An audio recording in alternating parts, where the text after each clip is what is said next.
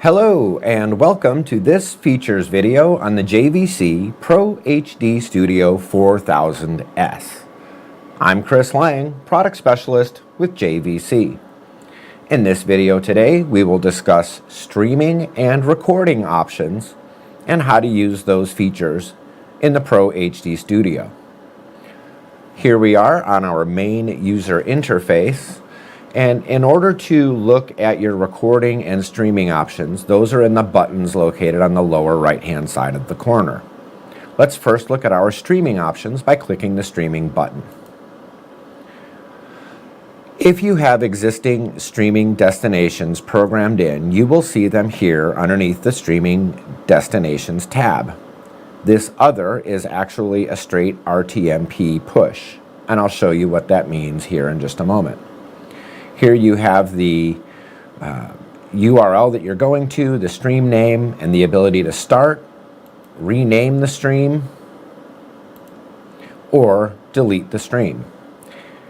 If you have multiple streams set up, you would use this button here to start all at the same time. However, as you can see here in the streaming destination, you could start your streams individually instead of all together if you choose. In order to look at our encoding options, let's click the Encoding tab, and here you see the encoding profile, the ability to adjust your video bitrate and audio bitrate separately if you would like, and down here you have NVIDIA GPU encoding. This allows you to offload some of your encoding onto the GPU. This would be used if you were streaming to multiple destinations while simultaneously doing ISO recording of all of your cameras in order to keep the system running at the lowest CPU percentage possible. In order to start your stream, you want to click Add New Destination. This opens up a list of many places where we already have an API to stream directly, and you will recognize a lot of these: Flash Media, Wowza, YouTube, Facebook, and so on. Down here, this other is a straight RTMP push.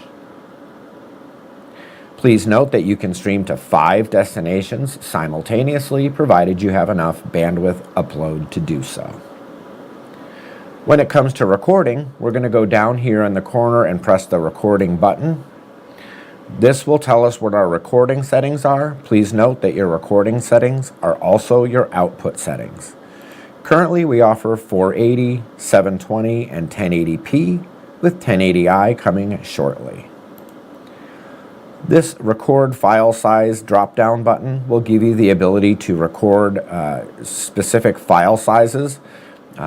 If I chose 2 gigabytes, it would record a 2 gigabyte file and then stop and start recording again. If you want to make sure that you capture all of your recording, just set it pretty high, 64 or 192 gigabytes, and then you will make sure to get your full recording. In order to start your record for your program out, this button over here, click it, it says Start. You will notice record time gets highlighted in red, as well as on the upper row, the Recording in HD button is lit up to show that you are indeed recording. And you press it one more time to stop. Here on the ISO Recording Settings tab, this will show you how and where you can record each individual camera to. Please note that if you choose this window button on the far right-hand side, it's going to show you the path where it is currently recording to.